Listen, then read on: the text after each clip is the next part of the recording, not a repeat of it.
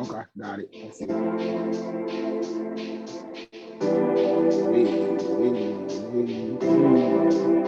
we go one time. Count up boys for your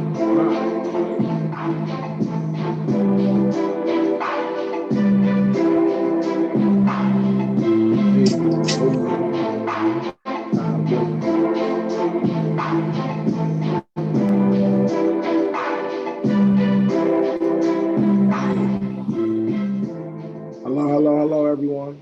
How y'all doing today? We want to welcome you all to another episode of the Counterpoise Podcast. I am your host, one of your co-hosts, Everett Stevenson, joined by my other lovely host. Hello, guys. I'm Malik Foster, another co-host for the Counterpoise Podcast. Hey, everybody, and I'm your third co-host, Samantha Adams. And today we are finally going to talk about what's going on at the Mexican border with the Haitian refugees. But before we get into that, I wanted to go ahead and highlight our Black business for this week. Give me 1 second. Give me 1 second. Technical difficulties. All right. Let me go ahead and share my screen so that you guys can see it. The name of the business is called, it's called Western Front. Can you guys see it? Yes, I believe it's starting to show up on the screen now. So Western Front is a cannabis dispensary out of Massachusetts. You better be 21 when you get on there. Don't be lying to people. It's out of Chelsea, Massachusetts. You can order things online. You can make appointments, things like that. They have a menu and they show their assortments. Now, listen, before we go any further, I need you all to understand that weed is not legal in every single state of the United States. It is also not legal federally. However, hemp is. So there's a certain concentration of THC that is allowed, that's legal, right? And so when you're purchasing these kinds of products over, through the mail and things like that, it's illegal to transport over state lines into a state where it's illegal. Okay, let's just be clear. It's also illegal to transport any kind of drug that is not legal. Marijuana being one of them. If it's hemp and it has the legal concentration amount, then you should be fine. But if you're in the Massachusetts area, or if you're in a state where you have access to, dispensary products, and if they have any products that are within that legal limit federally, I would say go ahead and check them out. If you find yourself in Boston, go ahead and check them out. But like I said, they have different categories. Like they have the flower, pre-rolls, vaporizers, concentrations, edibles. You know what I'm saying? They have a variety of things. So please make sure you check them out.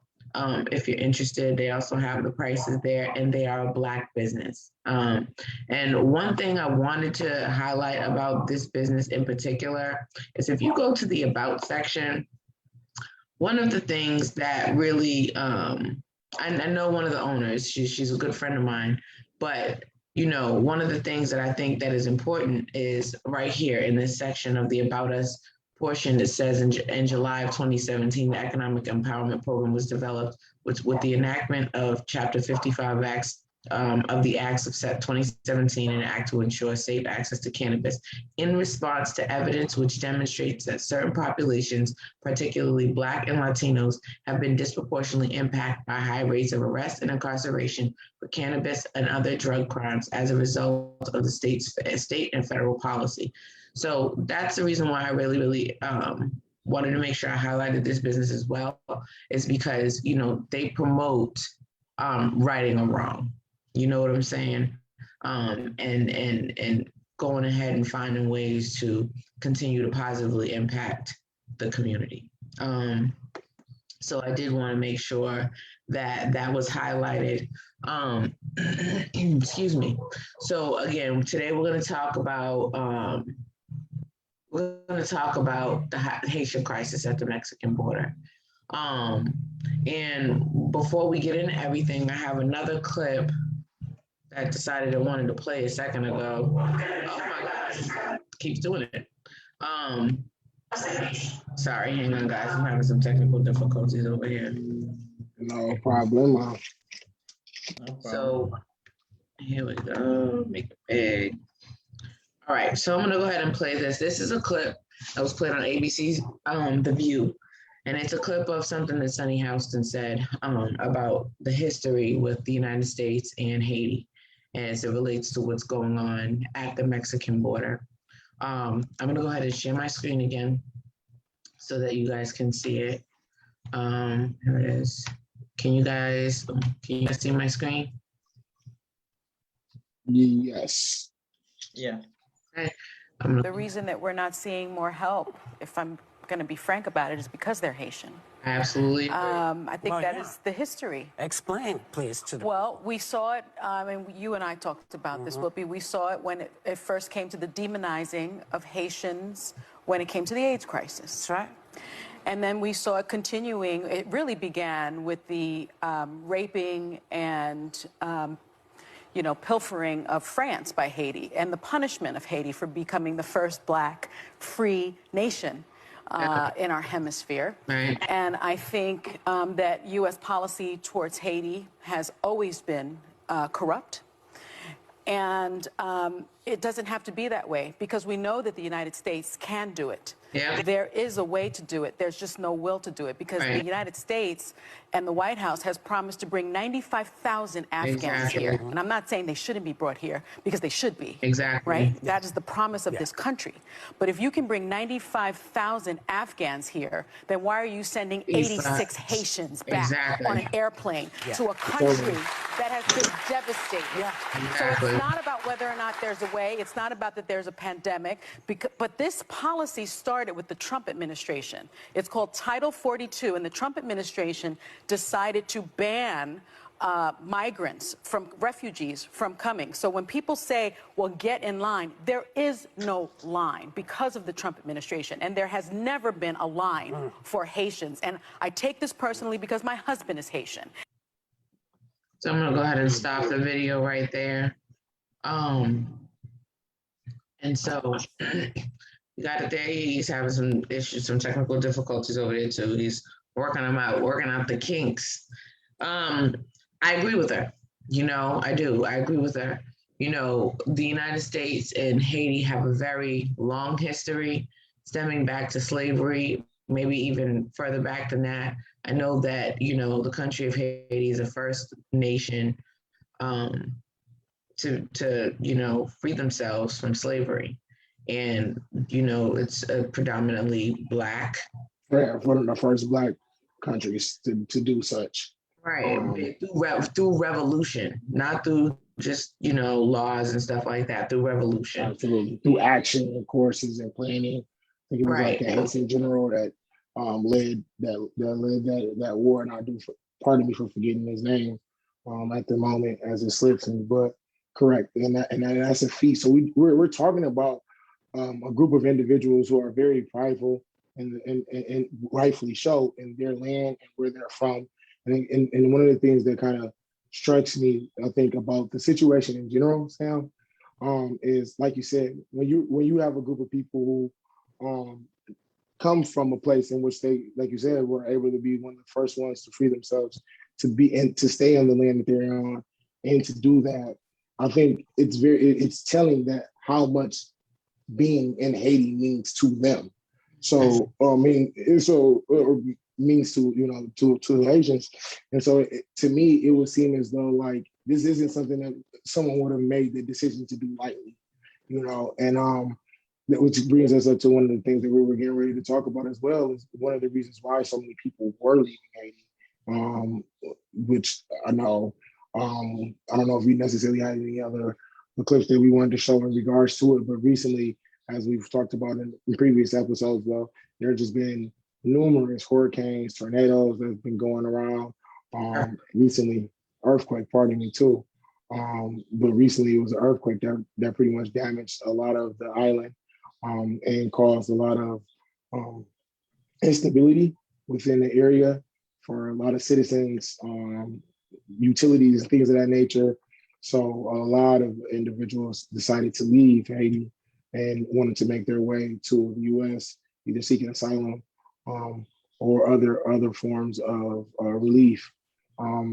within their journey, and some also are actually chose to stay in Mexico as well, because my understanding is that the reason why we having such this issue is that people are migrating from the Mexican borders through Texas, and so yeah, this is definitely a tragic situation for a group of people, a group of individuals who, like we said, are very prideful and should be very proud for the things that they have done. And I know it could not be an easy task for them, not only just the journey, but also to have to give up everything and just say, okay, you know what, screw it.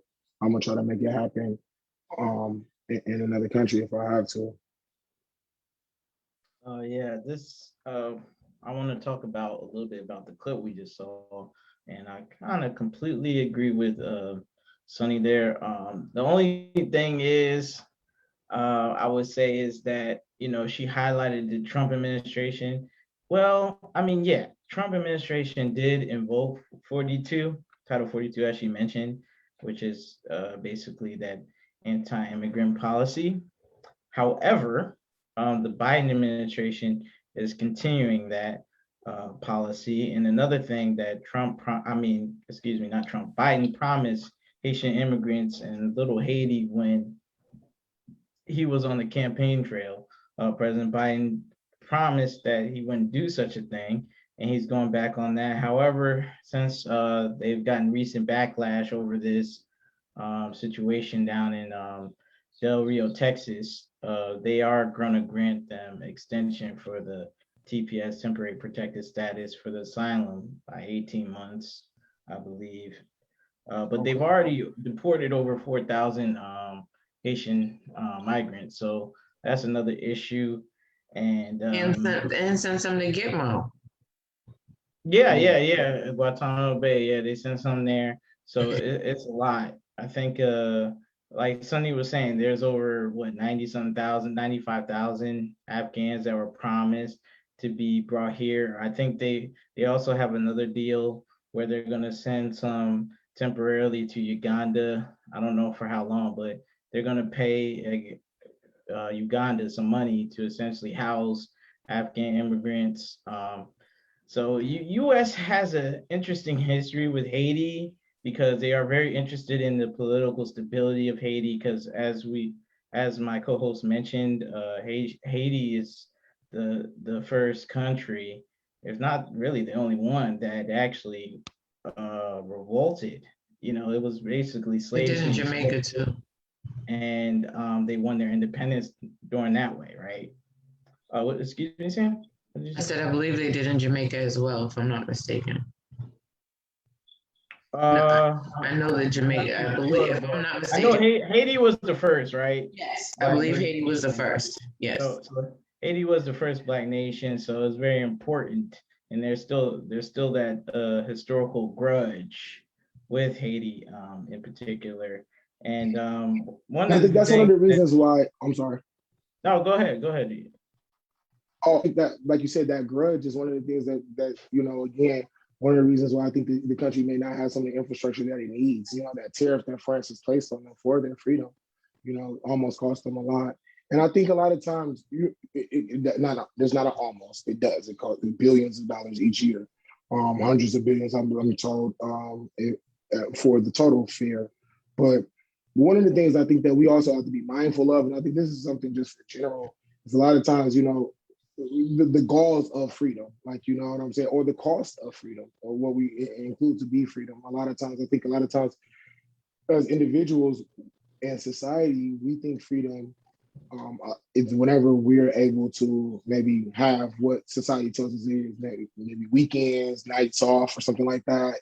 That's freedom. But I think, as we just seen in this example with Haiti, even when you get your free sometimes, or alleged freedom, you're still technically in bondage due to the conditions of that freedom. You know what I mean? So I think a lot of times, and this is a lesson where we have to be kind of mindful of I don't want to necessarily say the deals that we take or the things that we do, but what our costs for freedom actually might be.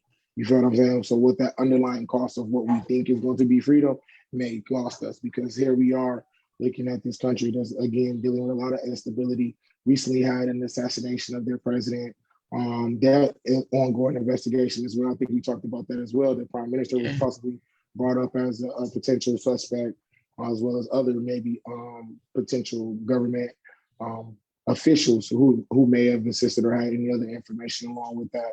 So there's a lot going on in that country, just like there is with a lot of countries.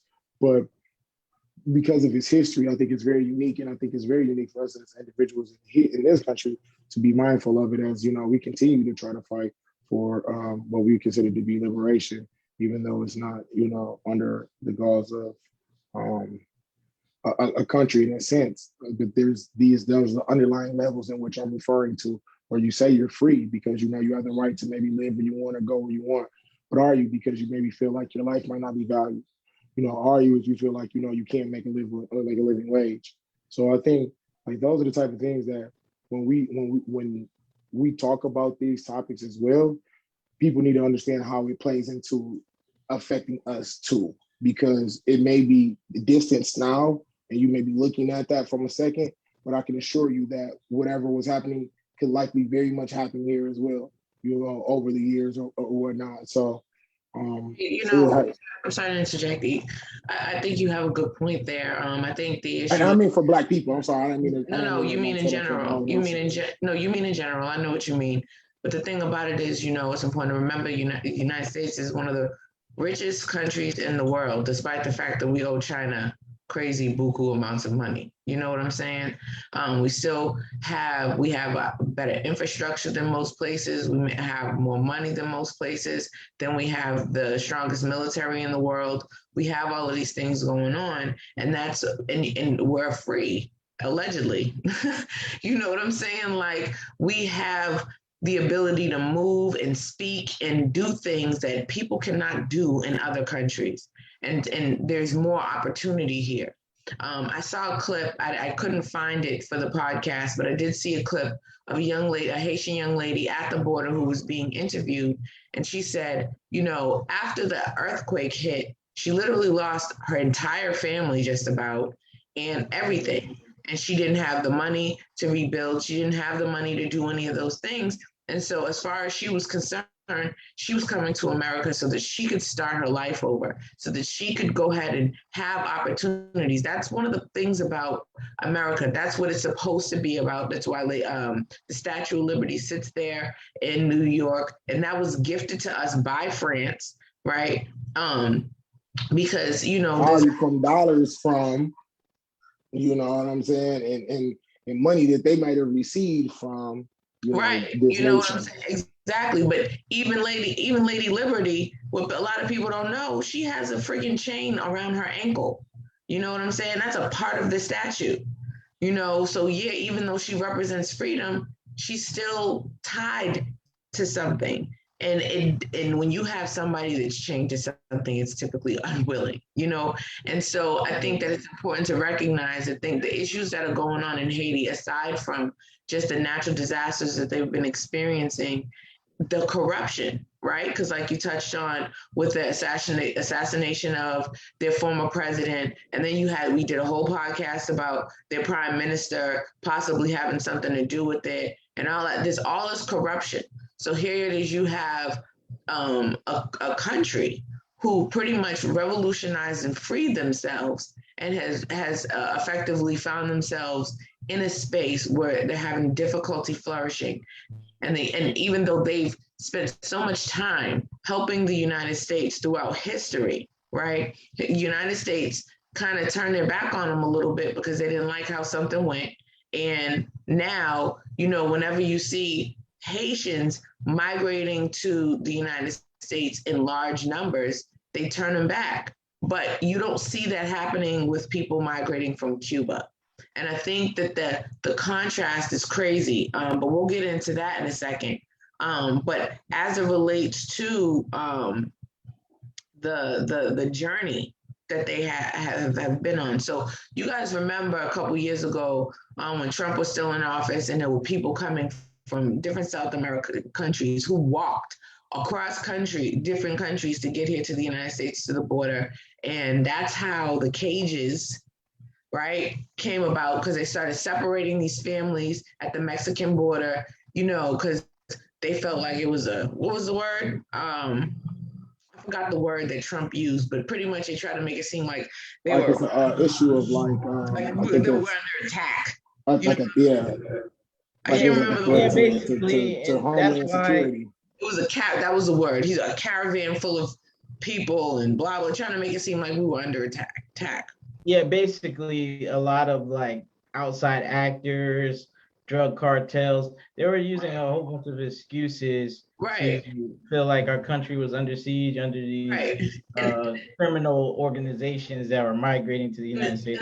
And the thing that I noticed about that it reminded me of was the Holocaust, right? Because you had these group of people who were being separated from their families. There are still thousands of children that have not been reunited with their families. There are still many people that have not been reunited with other loved ones, you know, and there are many people that have died and their loved ones have no idea. You know what I'm saying? And so that's what that's reminiscent of. What's reminiscent here in this situation is, you know, one of the things that you heard about, and their images, we'll show some of those images later, of border patrolmen on horses whipping people, Haitian people at the border. Now, Tamika Mallory had posted something about, you know, please tell people, don't nobody will care. She didn't say it like this, but it's to this effect. Please do not go around trying to say there's a difference between a whip and a rein. It doesn't matter if it's a whip or a rein. You don't go around whipping people because they're at the border. And that right there is very reminiscent of slavery, okay? When you start talking about overseers overseeing the slaves in the fields, and when they're not doing what they're supposed to do, they get whipped.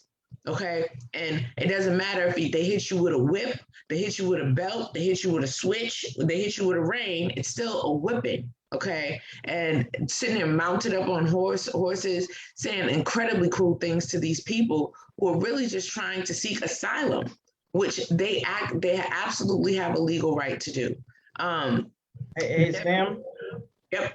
I just want to make a quick point since you're bringing up, you know, people getting whipped and abused, especially when you're a foreigner coming to the United States, and specifically when you're of African descent or a Black person coming to the United States who wasn't born here, right?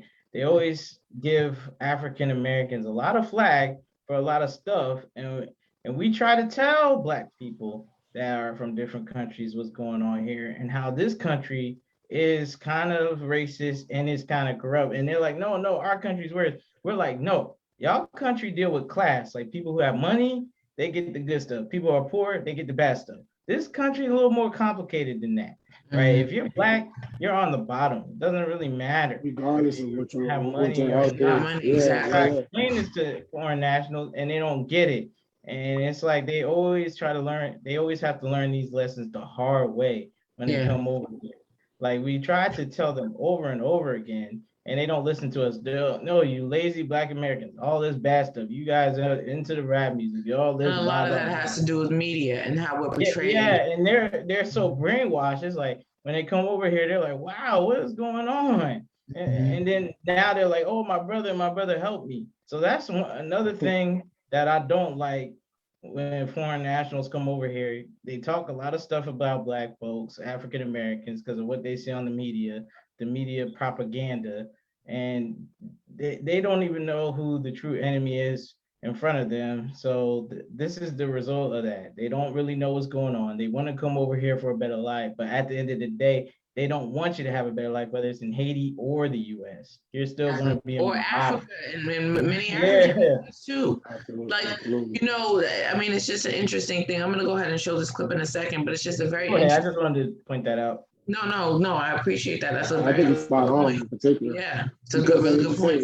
There's just cultural differences sometimes that people don't really understand. That to your point, I was not saying you're about to go in. I just jump in real fast and add on to what Malik said, because I remember having a conversation with some people at times, and like you said, you know, there's just this thought process of like, oh well, in my country we didn't even have, you know, whatever, like, you know, we didn't even have what you would consider to be poor, And I understand that. Like I get that, whatever our poor may be considered to be a different type of poor than other countries. But nonetheless, I think when you look at it from the understanding of regardless of all of that, but when you actually sit there and say, when me and you both, wherever our national origins may have began or whatnot, when we both go out into society, like you said, Malik, whether I may be an American who maybe have things, or you're a foreign national or a descendant of such, and you have, wealth or whatnot. It does not matter whether you travel to other cities, states, countries. Sometimes it's not like you're going to always, catch that feeling of that relief that, like, what do I want to say, like that. There's a unity or something like that, or like there's this understanding that there's opportunity. Opportunity for sure, but I hesitate a little bit on that because I would argue that because this country that we are in particular, you do have a lot of chances to get to opportunities where I would you do have more opportunities, but the opportunities you do have, but you have to be able to be in position. But the struggle is still there, right? But the thing is, the struggle is still there, and a lot of times people don't hear you when you tell them, "Hey, listen, we're struggling over here." And they think that, oh, it's nothing. Your struggle's not like my struggle. And then they get here and they're like, oh, whoa, hold up. I wasn't expecting this. And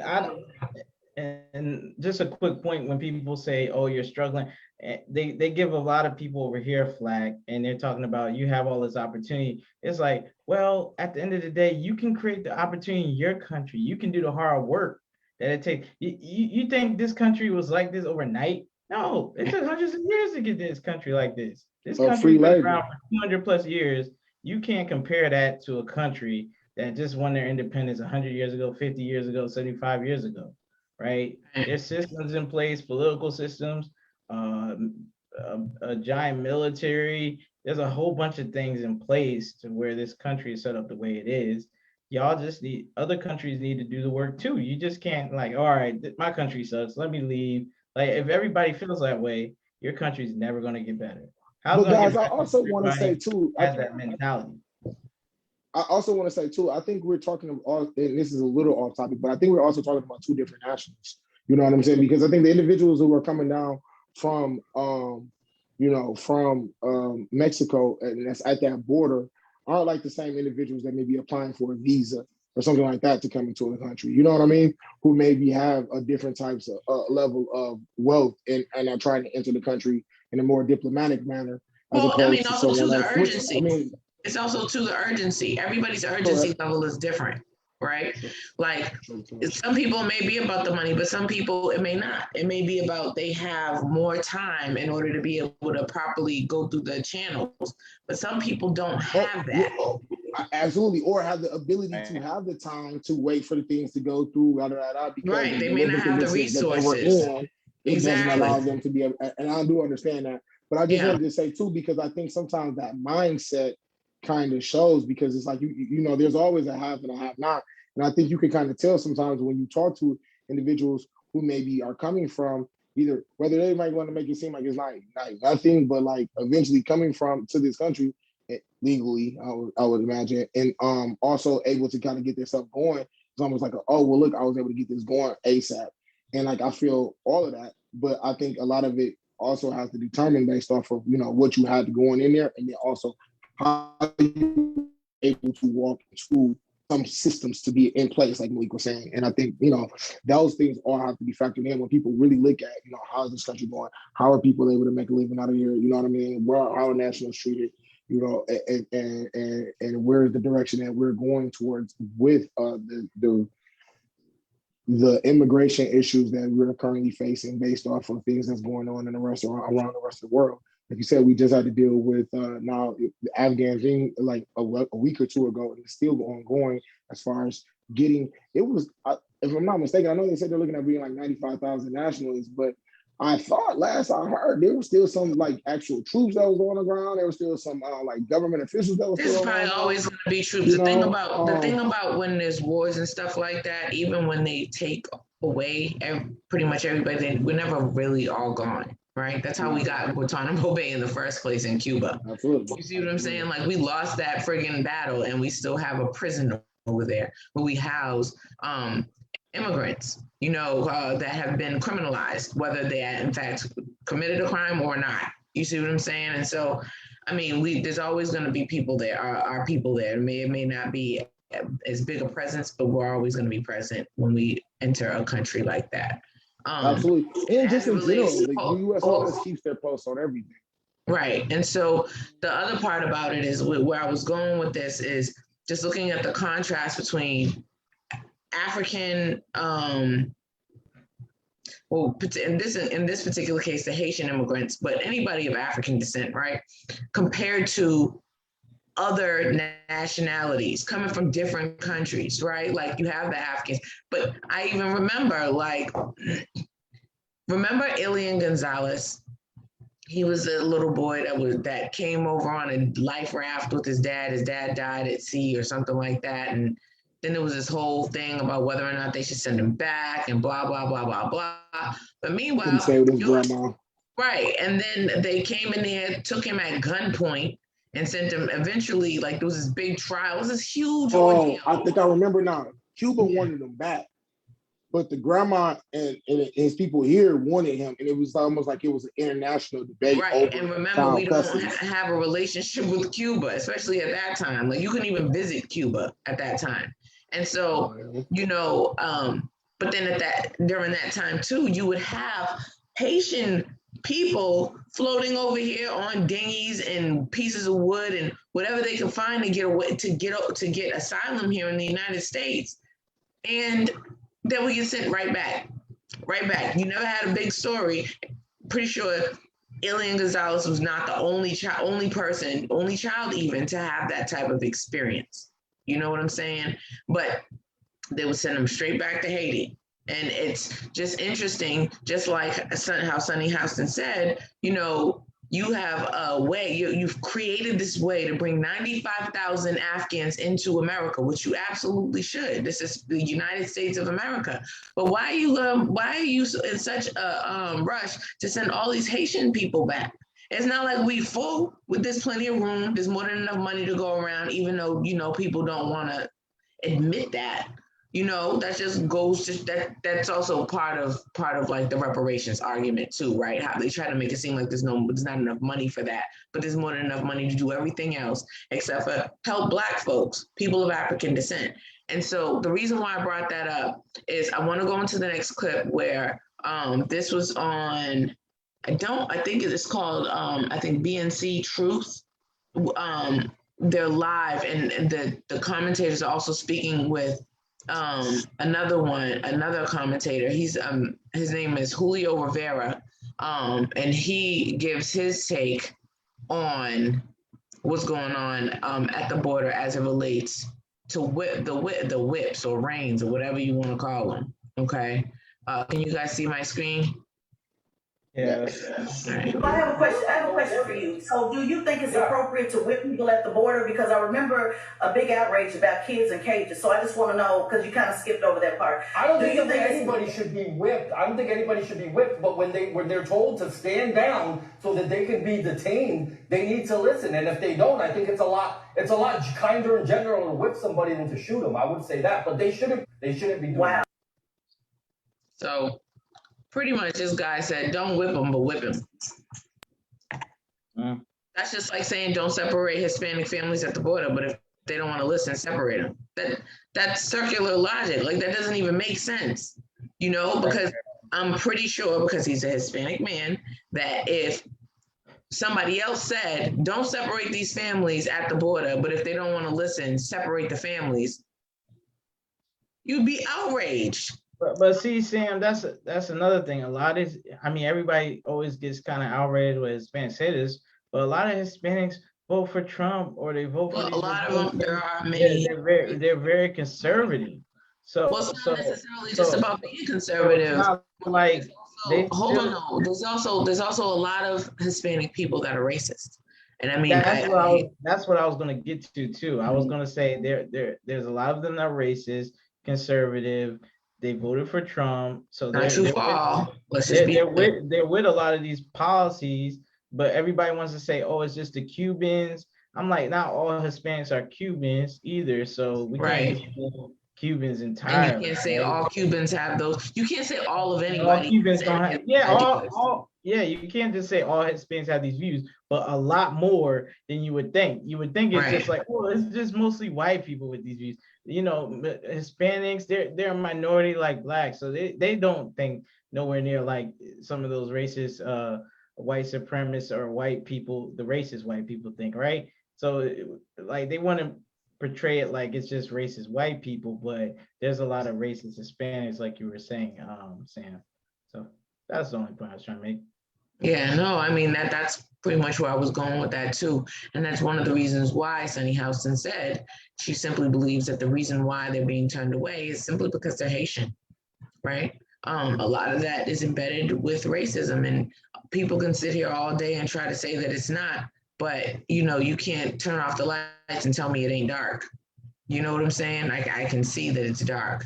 So, you know, you're not going to sit there and just... Again, I get it because this is a different time, but I think you can also look at the history of this country and how they've treated people, immigrants especially, or even if you want to say Native African Americans or whatever, however, you know, people of color, or individuals who may be descendants of slaves.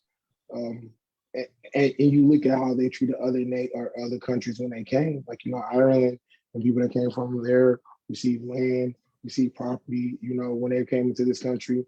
I believe like Italy, individuals came in and they received property and things of that nature. So there were some families that were, some individuals, and some in particular, some foreign immigrants who were able to come into America and immediately get access to the American dream, all for the purpose of being able to, I'm not saying a sole purpose, but I would like to think, like you said, what we were talking about earlier, to furthering trying to further the benefit of the current system that's in place, and keeping people of color from having access, one, to the country, and then if you are lucky enough to get in there, to some of the things that could really help individuals have a true piece of that American pie, whether it's housing, education, employment, resources, the list goes on.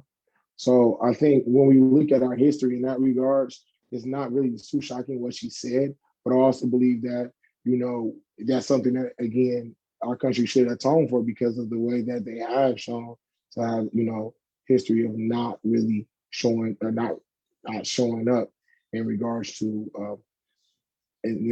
more so descendants of colors, or not descendants of color, excuse me, people of color who were to migrate into this country.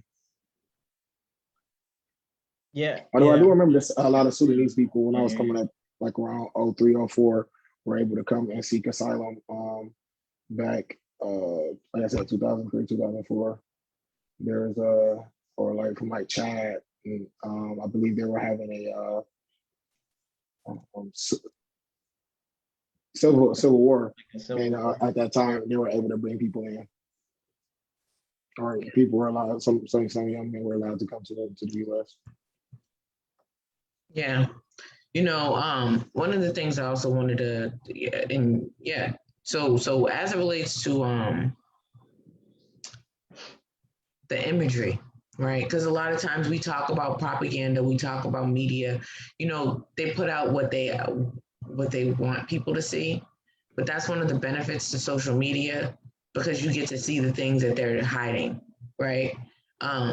And when the media puts only certain things out, it's literally that's how you propagandize the media, or use the media as a tool to you know, sway people's minds one way or another.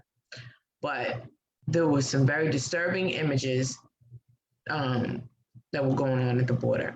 I'm going to show some of those images. I don't know if it will affect some people, so I just want to give a precursor, a disclaimer, to let you guys, viewers, know that you may find these images a bit disturbing, but I think they're important to show, to understand why Black Americans here in America are so utterly disturbed. Aside from just the fact that we see our Haitian brothers and sisters at the border being, turned away, knowing 95,000 Afghans are coming into the country, that the United States is sending for them. They're pretty much sending for them. But when I show these images, they are disturbing, and I just wanted to go ahead and warn you all that they may be upsetting to you. So I'm gonna go ahead and share my screen. Can you guys see my screen? Yes. Okay. I can see it. Now, Gary Chambers Jr., he was running for office. I can't remember what for or what city or whatever. I feel like it might have been Baltimore or something. He posted this.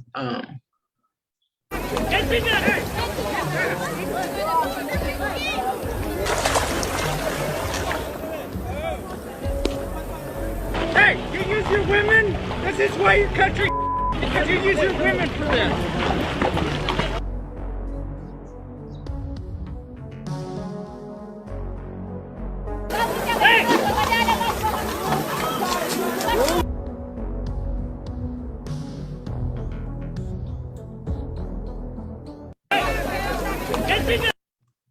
And it's the image at the end that I find to be the most disturbing. That image at the end, for those of you who don't know, that was an overseer. There was a drawing of on slave plantations. You had the master who lived in the house, who ran the show, and you had his overseer. And his overseer would watch over the slaves as they worked in the fields. And the overseer would whip slaves if they weren't moving fast enough, if they weren't doing the work the way that they were supposed to, or if they were just unhappy with them. They didn't gather them around to whip and beat them unless somebody did something specific, like maybe it was trying to run away or things like that. But typically, if they didn't like how a slave was moving, that's how they would do them. They would ride around on their horses with whips or reins or whatever you want to call them, and beat people while they were working in the sun under these crazy conditions. And so to see the American Border Patrol effectively whipping Haitian refugees who are seeking asylum just because they're not listening is not okay. And it's incredibly frustrating because of the response or lack thereof from our United States government. The NAACP did go out and say that they were trying to have a meeting with Biden and with his administration. I personally do not know what the outcome of what that is or whether or not they've actually had the meeting, but those images you should find them disturbing, because that was that drawing was a depiction of what things were like in the 1800s. It is 2021. You down there beating on Black people because they're not doing what you say. And that's not okay. Damn. I was going to mention that the Biden administration did grant an extension of TPS status. That was, I think it expired last year around October, I want to say. But they granted extension either way, another 18 months for Haitian migrants. But that was after all this backlash. Right. So Right. Then we it's see like they didn't want to do it. Like so Biden didn't want to trackers upheld his end of the bargain. Go ahead. I was gonna say, yeah, I think prior to that extension, I believe it was like people had like 60 days, to kind of be around and to get documented and get tracked, but they put like little GPS trackers. I think that was some images that we also saw of individuals who were at these borders looking to try to receive asylum. Yeah. I don't remember exactly what the days were, but I do know that they did have some sort of thing in place. I just don't think that they're doing enough. Our government's doing all of these things for everybody else, but when it comes to people of African descent, we always get the short end of the stick. That goes from, we still haven't passed the George Floyd bill, right? That's just like reparations. The Japanese got reparations for the internment camps. White people got reparations for losing slaves. You know what I'm saying? But the enslaved people never received reparations. Right? Everybody but us. They don't want right. us to get Even the anti-Asian hate bill, but the George Floyd bill still hasn't passed. It's just at every twist and turn, you just see Black people getting the short end of the stick, which ties into what you were saying earlier, Malik, about how, you know, we try to let people know, like, hey, this is what's going on over here in our country, and people are not listening. You see what I'm saying? So, oh, sorry, one of the dogs came up here. You can see her peeking her head in here. Yeah, because sorry about that. But they really think everything is just rainbows and butterflies, sunshine, you know, because our currency is stronger than their currency. They don't understand the politics behind a lot of the stuff that's even involving in their country, and how possibly the US is meddling with their country. They don't see it, even though it's clearly obvious if they actually do any research, but they're too, you know, a lot of people are too caught up in the currency and the money. They're not following the money. Like, where is this money coming from? Why is this leader in place? Like, the US has, I mean, even in Haiti, US has interest in there. France has interest. I mean, France has a long history with Haiti, and you know, with some agreements back when they wanted to be recognized as a nation from France. And Haiti kind of messed up with that. They wanted to get recognized by these different countries, so they signed these bad agreements and bad deals that got them in debt and made them broke. They recently paid it all off, but still it hindered them for years. And now they're going through a lot of political instability due to assassination of their current president. And this is not the first time when their president got assassinated, right?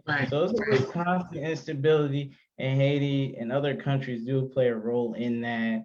So, I mean, they do, but I just think that the point that I was making is that the United States can do more, right? I agree. For the refugees that come to our country, they can do more, and they just don't. The U.S. is doing what they want to do at the end of the day. I mean, they didn't have to have this policy, clearly, because, I mean, with the Afghan refugees, it's like, here, they're paying people to take them, they're doing all this. Haitian immigrants is like, get beat back, get deported, go back to your country. Get out of here. But with Afghans, it's like, here, Uganda, here's some money. Take care of the Afghan refugees. Or here, we'll take 95, you take 20,000, you take some here. So it's like all plans in place. So the US can do more, like you said, to help. And there's different ways that they've shown that they can help refugees when they want to. So it's all about the political interests and things of that nature. So it's a story to watch for sure. Absolutely. And I hope that it's one of the other things that maybe can bring about that type of dynamic change that we're looking to have with within politics, because like we said, you know, we talk about this all the time. Like, you know, we really need to get more on call with trying to have things be representative and inclusive of in particular people of color. And so I think, you know, if we can get people to understand when they see how these policies are for certain countries, when they see, you know, when they're able to come in, whether it's Asian American, or excuse me, either Asian descendants that are currently in this country working together to, you know, with other Black Americans to figure out who can we put in these offices that's going to be able to further represent our interests. Because again, like, I think this is an example for where if people thought maybe they're in this country and because they are of different descent, that excuse me, of a descent, and that they were of color, that something was different. I think, you know, you're definitely getting a chance to see that it's not, and that we're all kind of tied in. And I think as for Americans, we also need to realize that just because it's not us on the outside looking in, that if they will do these type of policies to anyone, you can truly trust and believe that they'll also do it to the same people, you know what I mean, in this country as well. And so it's very mindful and telling. And so I think that's something that I'm definitely watching to see how it develops. And also I'm hoping that one of the biggest changes that can happen is that we can start having stronger politics within our communities. Yeah. I agree with all of that. And I just think that, policy wise, there's so much more that can be done. And I think that when we talk about, what it looks like, it's sad that we even have to see these types of images that people are being treated in these awful ways. And so for the motivational minute, there's a couple of quotes that I found as it relates to humanity, right? And James Baldwin said that nothing, not everything that is faced can be changed, but nothing can be changed until it's faced. And so, being treated the way that we've been treated, people of African descent here in this country, whether they're migrant Haitians or people that were born here, we just have to do better. We deserve better. We built this country. African Americans built this country, and people of African descent don't deserve to be treated the way that we've been treated throughout history. There was also another quote. Hang on just a second. It was Gandhi said, "You must not lose faith in humanity. Humanity is an ocean. If a few drops of the ocean are dirty, the ocean does not become dirty." And what I take from that is, we all have the ability to do better, and we can't allow the few to contaminate the mass, although it may seem as though it's contaminated. I think that there's different, better ways to handle things, but we have to be able to handle those things appropriately. And then the last quote that I found, it is by somebody named Charlie Chaplin, and he said, "We think too much and feel too little. More than machinery, we need humanity. More than cleverness, we need kindness and gentleness." And Malik had said earlier, and so did Everett, when you start talking about, how capitalistic our nation is, you're talking about money, you're talking about all the things that drive our force to be the force that we are within the world. You can't lose sight of being humane and treating people with humanity and treating them like they're people rather than animals. Because riding around on horses, whipping folks, ain't treating somebody like they're a human. You're treating them like they're animals. And Black people are not animals. When you turn Black people, white people, Hispanic people, Asian people inside out, we all look the same.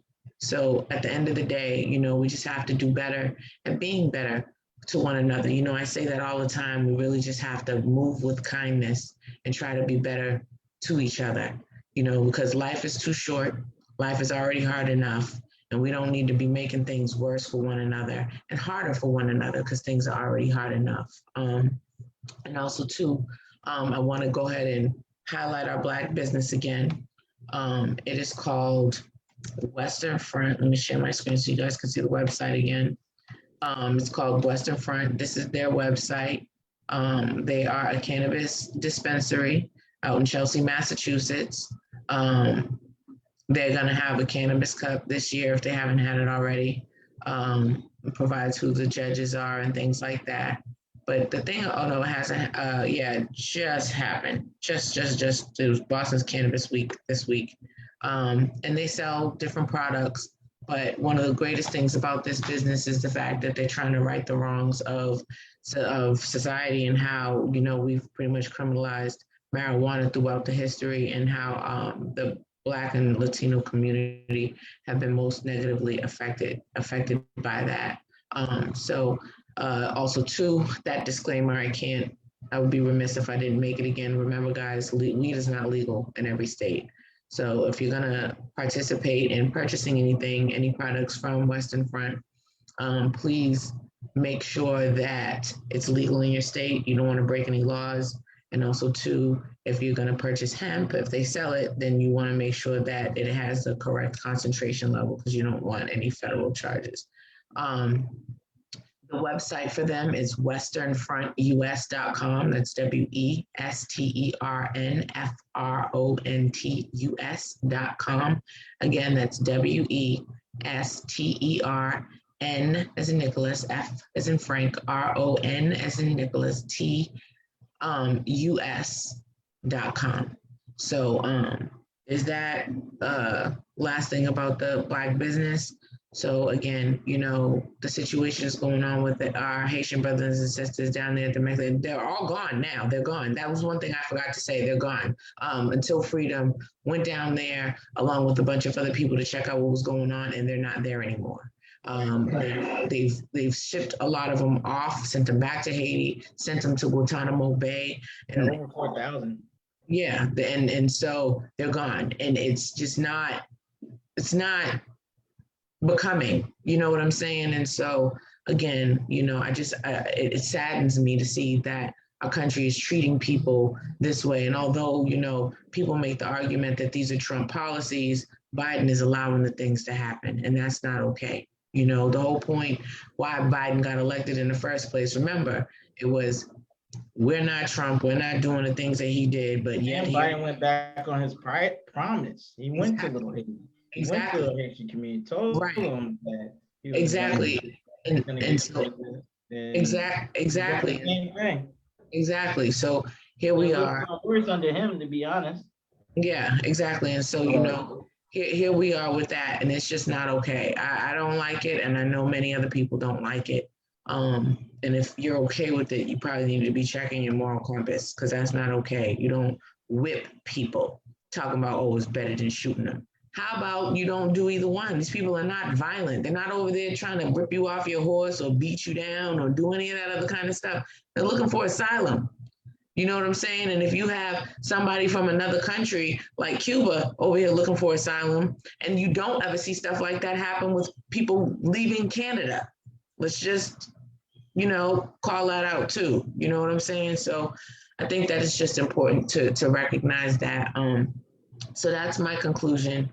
I'm going to go ahead and drop my socials, and then I'm going to go ahead and let my other co-hosts give their conclusion and drop their socials, and then we're going to go ahead and wrap it up with you guys today.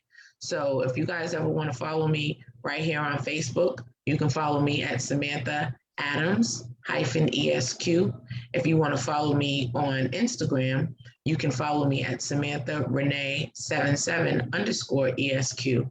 Please also make sure you check us out on Facebook, Instagram, and even our YouTube channel at the Counterpoise Podcast. We have our What's Up Wednesday segment every Wednesday at around 8:30.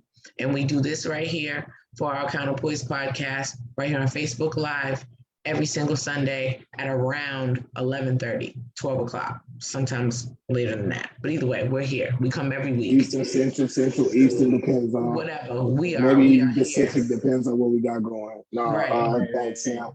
Yeah. I might as well jump in real quick and just say, again, I think this is an issue that our country needs to be mindful of, because here we are in another presidency, again, dealing with the border issues and whether people are being controlled. So I definitely think there's something that our country, whether it's through Congress, takes a look at how the border patrol policies are being administered, or how not necessarily the policies, but how the officers that were in charge of maintaining those borders are conducting themselves when we see that there's an influx of individuals coming through those borders. I also want to just simply say, you can catch me on Instagram as well, at thatguy2104. And yeah, you can Counterpoise Podcast is also find us on Instagram. Like Sam said, What's Up Wednesdays, and on Sundays we're here giving it to you guys as well. So I want to thank everybody for that, and see y'all next week from me. Oh yeah, to wrap up here, guys, I just want to say the issues going on with the at the border is horrific, and it's a disaster. And I think the Biden administration really needs to uphold their promises. Like, don't go back on their word, right? And the Border Patrol agents need to be punished accordingly. If they violate the law, and they are going in accordance with the law, some things need to change. You don't need to beat back these people, that are trying to, survive. There needs to be a better, humane way in handling this situation. I've seen people who violated the law, committed murders, right, get treated better than those people were, right? And this guy's talking about mass murders. Shot. Yeah, we've seen mass murderers get treated with more respect. So at the end of the day, it has more to do with your skin color and racism. Clearly, I think that's the lesson we need to learn here, and always be thinking about it, because that's what it is. I mean, what else could we point to? I mean, just because they don't say the N-word or say any racist statements, they're showing it through their actions. So we got to look at people's actions for what it is, and stop trying to, give all those other excuses. So that's one thing. And I think a solution to the problem is just keep working, keep fighting, keep being on your politicians about this kind of stuff.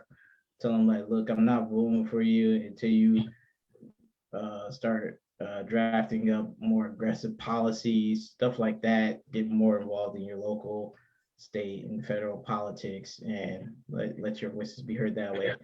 Saying, hey, look, I'm not voting unless I'll sit home. I'm not doing anything. I'll vote somewhere else. I'll write somebody's name in if you don't change. So I think that's the best strategy. I think if more people do that, it'll get their attention, especially if we do it as a group. But that's another issue. But you guys should catch me at Malik M. Foster on all social media handles. You can also follow Counterpoints Podcast at Counterpoints Podcast on Instagram or on YouTube and Facebook as well. This live will go up momentarily for those who catch a replay. And if you guys want us to talk about anything, drop a comment. You can DM us and we can talk about it. So, y'all guys got anything else before I take us home here? Like, share, subscribe, and tell a friend to tell a friend. That's it. That's all I got. To tell two more friends. You're right. Right. Thanks for watching, guys. Peace.